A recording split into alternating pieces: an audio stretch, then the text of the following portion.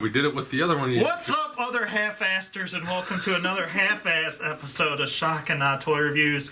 Two idiots with one other idiot, a camera, and a review. I'm Wilson. I'm the Bird. And we are once again joined by Mr. Topher, who has supplied yet another very big, very expensive toy for us to review. We are reviewing Shuraking. No! We've been through this how many times? Shuraking, the Ninja Star? No!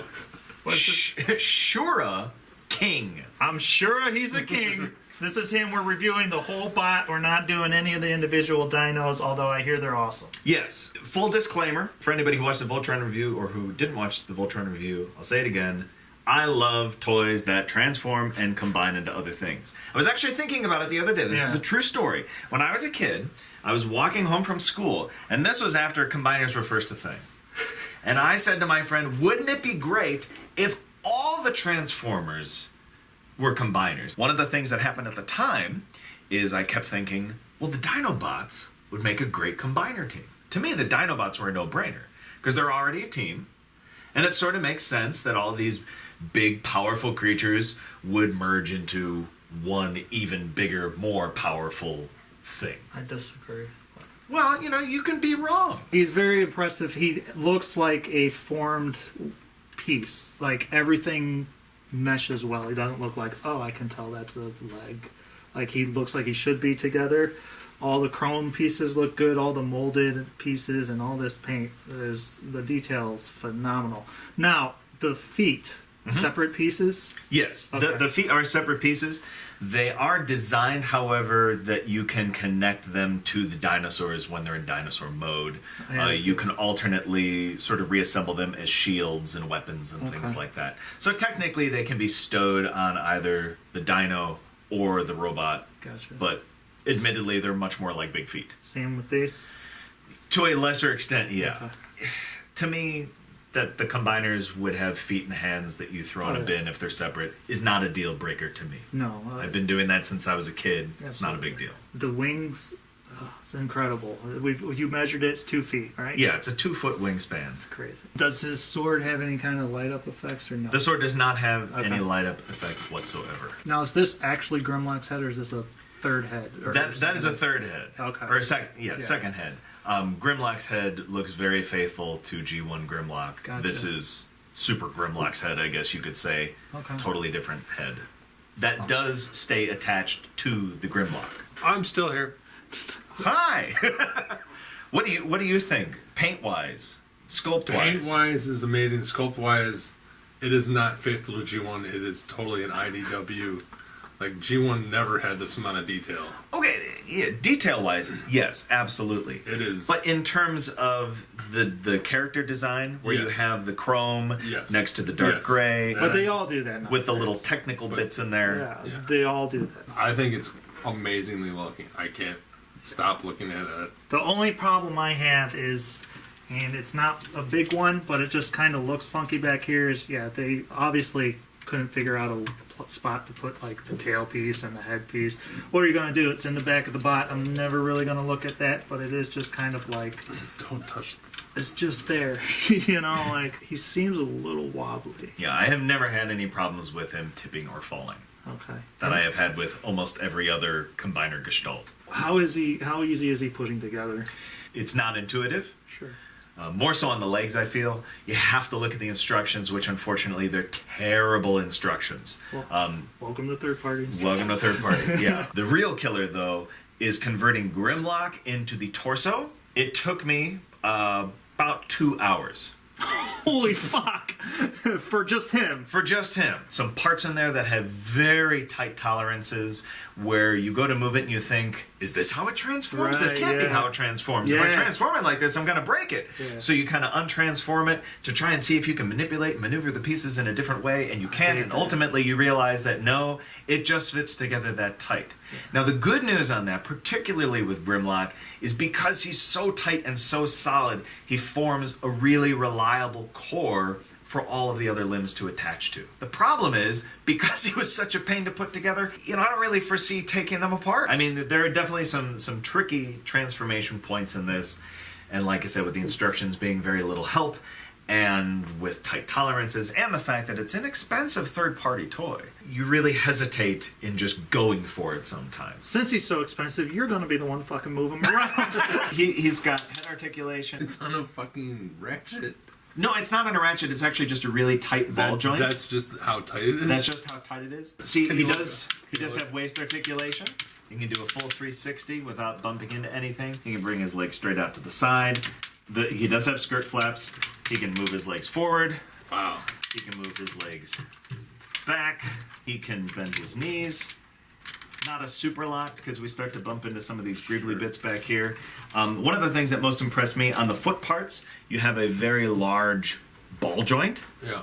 And it's very tight, so you get nice rocker ankle action side to side. You can also pivot it front and back, and technically you have toe articulation. Nice. So if you want to, you can get him into some pretty crazy poses. Now, because of the nature of all the stuff that's going on here, sometimes you have to be a little bit careful, and you have to kind of play with him a little bit to get him where you want him. But you can get some nice deep leg stances out of there. He can swivel his wrists. He can angle his wrists. What you might expect in the elbow. Get pretty much 90 degree. Here is my one articulation gripe. As you go to move his arms, they have a tendency to pop out. Though they do have a really good range of articulation, they have a tendency to come disconnected. So you can do full out. If his guns were gone, we can get more. Yeah. just about full out, and You then can do a 360 until he hits the wings. yes, pretty much. Are the wings posable? The wings are totally posable. They're hinged here, here, and here, so you can fold them up into whatever configuration you want. And, You can angle them out Oh, and up. So if you want to have them up higher or down lower, the choice is yours. If you don't want the wings on at all, they easily slot out. But you've got options. Yeah, no. You've got nice options. You do have options. Man, he looked... I don't think he's going to pass this test.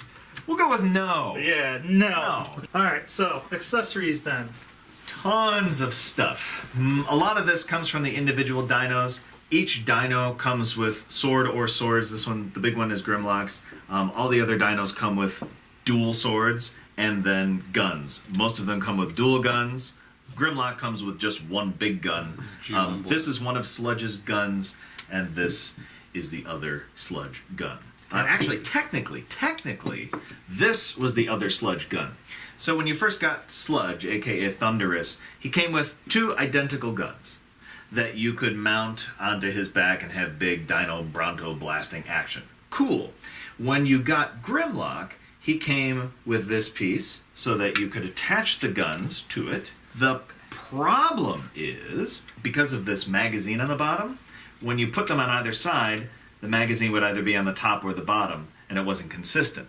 And that actually meant that you couldn't mount it to Grimlock because the magazine got in the way on one side. What was nice is when we finally got Snarl, he came with the mirror image gun. So that you can finally have them be properly on Grimlock's shoulders or on Sludge's back, how you would want them to be, and the magazines are both on the top and they will not get in the way. I like the fact that third-party companies do that. I know some people are bothered by it. Why it would bother anybody boggles my mind. Speaking of sort of running upgrades, a lot of people complain the original toes that came with Thunderous and then the toes that came with Snarl were not a match, and people freaked out. When they released Swoop, they gave you a replacement set, so if you wanted them to match, you could swap them out. Pretty easy swap. Just remove a screw, put them into position. Did you Done. swap them I out? did swap them out just because I thought, well, why not? Grimlock came with one sword. Snarl came with the other sword. And there's also an adapter piece. So if you want to, you can have both of these swords on one hilt and have one double-bladed mega sword. Yes. These pieces are adapters so that you can take things like the feet and turn them into shields. Which, if you're not planning on turning them into shields, you don't need these pieces. Right up here on his head, there's a removable faceplate. No, there's that reveals a super angry, toothy dino jaw face thing that's just awesome. That is 100 times better than the faceplate. Oh, yeah. Done. And the jaw is articulated here. No, it's not. Yeah, it is. Look at it. So the paint on all of these things is really, really good too. The silver, I actually really like the silver. I haven't seen really any Dinobot swords that have silver blades. No. Yeah, it's all applied really well. The guns have just these nice little, just tiny touches of gold and silver again. Just, yeah, it's pretty incredible. One really minor gripe. I almost kind of wish that there was one mega gun that Grimlock could have when he was in the Gestalt form. He has the twin shoulder cannons, and that's cool. I kind of wish that he had just a big something motherfucking gun. absurdly large. Again, that's pretty minor. He seems more like a brawler anyway. I'm trying to find stuff to complain about now. So, for some awesome size comparison, this stuff. This is Masterpiece Exhaust. So this is an actual official toy, along with this Takara Power Master Optimus Prime and Combiner Wars Superion with the foot upgrade. And of course, Mastermind Creations Predaking, Generation Toys Gravity Builder. I think that's his fake name. His real name is Devastator. And who's this again? I don't remember. So as you can see, this guy fucking towers over all of them. We will mention that Predaking is on the mid-level leg setting, so he'd be probably just like a half-inch taller. Hasbro Devastator and Shuraking are about eye to eye. I did not bring Hasbro Devastator. No, that'd be require too much thinking on Yeah. our part. Yeah. Once again, it's next to Make Toy Scorponok. He's taller. Well said. Final thoughts. Final thoughts. Out of 5 hammers, I will give Shuraking 4.5 hammers. What? Okay. Yes. And here's why. First of all, half of a hammer there is purely because this is the fulfillment of some like weird childhood wish that I finally have Dinobots that go together. The half that he loses for sure is because he's got so much going on. He's not a whole lot of fun to just play with. You know, other Transformers, you can sit there and just sort of absent-mindedly transform them to and from. You can't do that with him. You really have to pay attention to what you're doing. It's a difficult process. But he's beautiful. He's everything I would want a Combiner Dinobot team to be. I love the look of him. He's well articulated. You could put him into great poses. Comes with tons of great stuff. A lot of options. I just love him from head to toe. The only thing I wish is that he were a little simpler so that he could be a little bit more fun just to play with. But aside from that, love him. I'm going to give him a 3.5.